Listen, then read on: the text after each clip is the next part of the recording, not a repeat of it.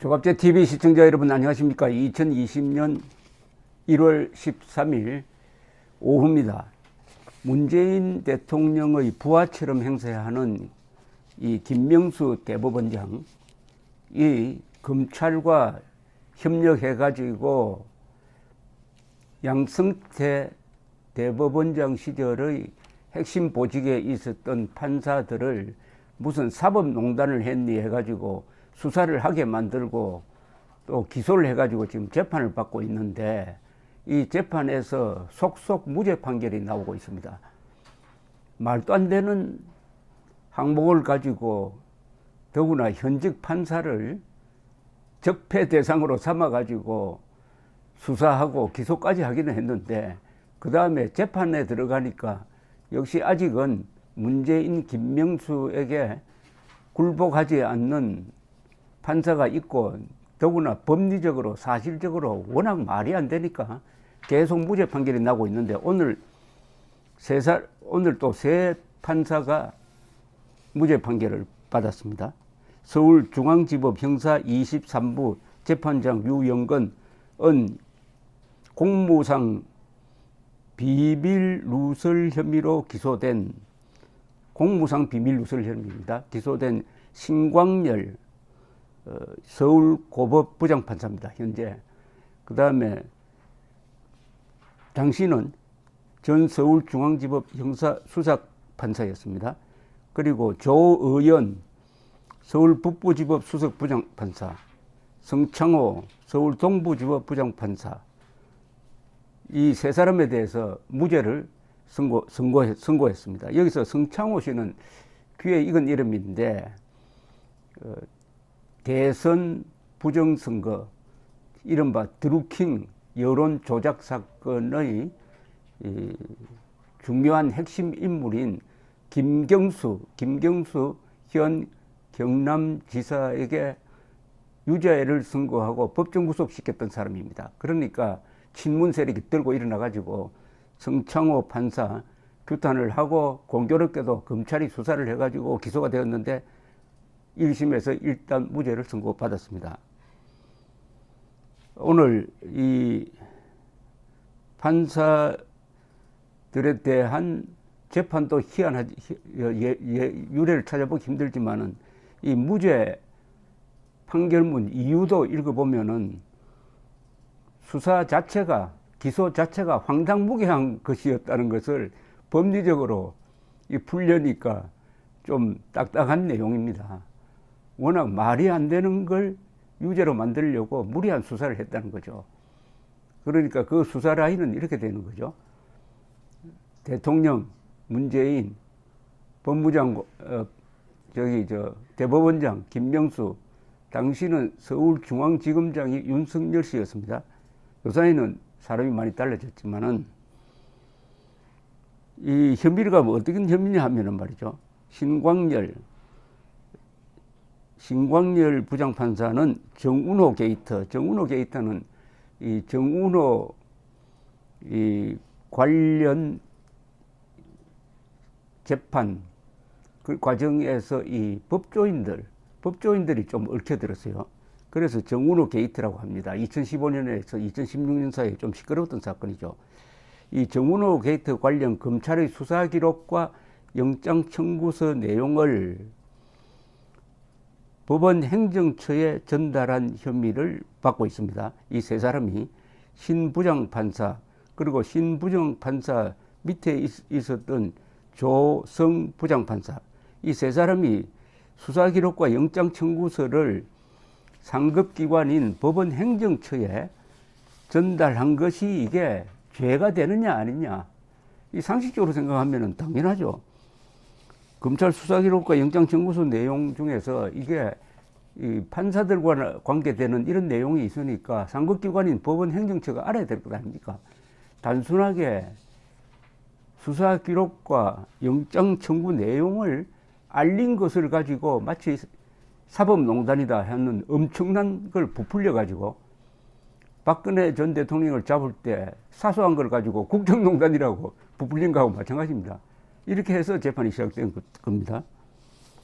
재판부는 오늘 뭐라고 판단을 했냐면, 법원 행정처에서 법관 비위 방지 등 제도 개선 방안을 마련하고 있던 점에 비춰보면은 검찰이 제출한 점검안으로는 행정처가 법관 수사를 저지할 목적으로 수사나 재판에 영향을 미칠 정도의 방안을 만들어 실행했다고 인정하기 어렵다. 신 부장판사는 서울중앙지법 형사수석 부장판사로서 사법행정 차원에서 비위 사항을 보고한 것일 뿐 임종원 전 법원행정처 차장의 지시를 받고 비위를 은폐 축소하기 위해 행정처 지시에 협조해 수사 기밀을 수집한 후 보고했다고 인정할 수 없다. 그러니까 단순하게 정보 차원에서 상급 부서에 보고한 것이지 이게 무슨 수사 은폐 축소와는 전혀 관계없다. 근데 은폐 축소와 관련이 있는 것처럼 얽었다는 거 아닙니까? 아니 현직 판사도 이렇게 걸고 법리를 엉터리로 적용해서 할 정도 같으면은 이 보통 권력이 딱 찍는 보통 사람에 대한 수사 재판이 앞으로 어떻게 되겠습니까? 다행히 아직은 살아있는 판사가 있고 아직은 살아있는 법리가 있다는 거죠. 재판부는 조성 부장판사에 대해서도 영장 전담 판사로서 통상적으로 수석 부장판사 즉 신광열 판사죠. 신광열 판사에게 처리 결과를 보고한 것이다. 이들은 신 부장판사가 문건을 작성해 임 전 차장에게 보고한다는 사정도 인식하지 못한 것으로 보입니다. 그러니까 상관인 수석 부장판사에게 통상적으로 이런 영장, 이런 수사 내용이다 해가지고 적어서 보고한 것일 뿐인데 이게 왜 죄가 되느냐 하는 이야기입니다. 그리고 보고를 받은 신 부장판사가 이걸 행정처에 다시 보고한 내용 했는지 안 했는지도 몰랐다는 거죠.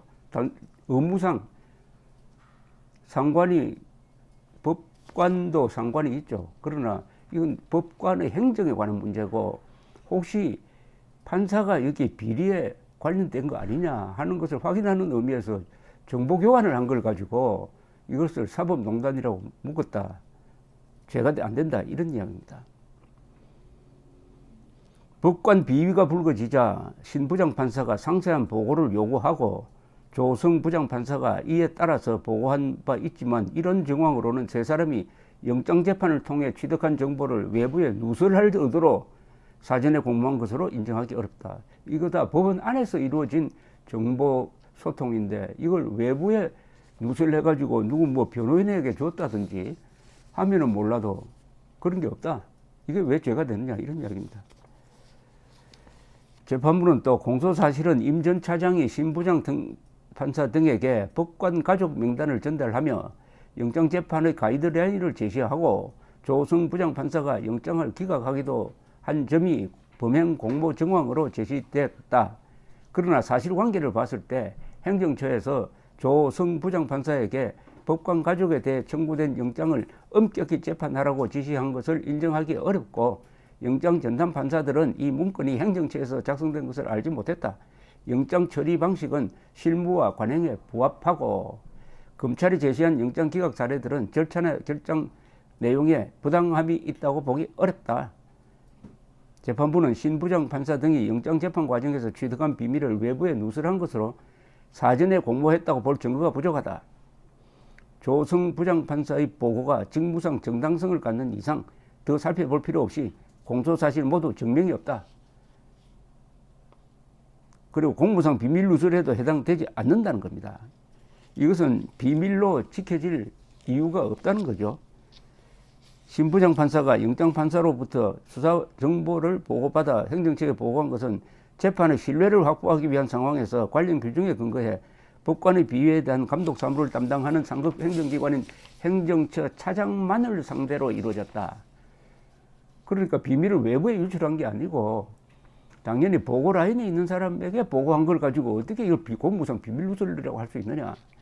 당시 검찰이 언론에 수사 정보를 브리핑하거나 징계 등의 처리를 위해 법원에 알려주기도 한 이상 신 부장판사가 임 전 차장에 대해 비밀로 유지하고 보호할 가치가 크다고 보기 어렵다. 검찰은 언론에 수사 정보를 알리고 또 그 판사와 연관된 무슨 수사 결과가 나오면 법원에 알려주고 하는 그런 관행이 있었는데 법원 안에서 상하관에 보고가 있었다고 해가지고 이걸 공무상 비밀 누설로 볼 수가 없다. 이렇게 아주 딱 잘랐습니다. 법원의 선고 직후 신 부장판사는 현명한 판단을 해주신 재판부에 경의를 표한다 라고 이야기를 했습니다. 여기 성창호 부장판사는 판결이 확정된 것이 아니기 때문에 구체적인 말씀을 드리는 것은 적절하지 않다고 했습니다. 성창호 부장판사는 김경수에게 유죄 선고하고 법정 구속을 했다가 친문 세력으로부터 일종의 심리적 테러를 당한 사람인데 그 직후에 이런 사건으로 기소가 되니까 이게 보복성 아니냐, 김경수를 그 법정 구속한 데 대한 보복성이 아니냐 해가지고 말이 많았던 것인데, 다행히 그동안에 얼마나 심리적으로 압박감을 느꼈겠습니까. 다행히 아직은 대한민국이 살아있는 구석이 아직은 있고, 제도라는 게 갑자기 무너지지 않고 70년 동안 쌓아온 한국의 법치가 아직은 연명을 하고 있다. 그러니까 법치가 살아있을 때 법치를 지켜야 하고, 자유가 살아있을 때 자유를 지켜야 하고, 재산이 있을 때 그 재산을 써가지고 재산을 지켜야 된다. 이런 명제를 더 확실하게 해줍니다. 어쨌든 아직은 대한민국의 희망을 걸 수 있는 조건이 많다. 이렇게 정리가 되겠습니다. 감사합니다.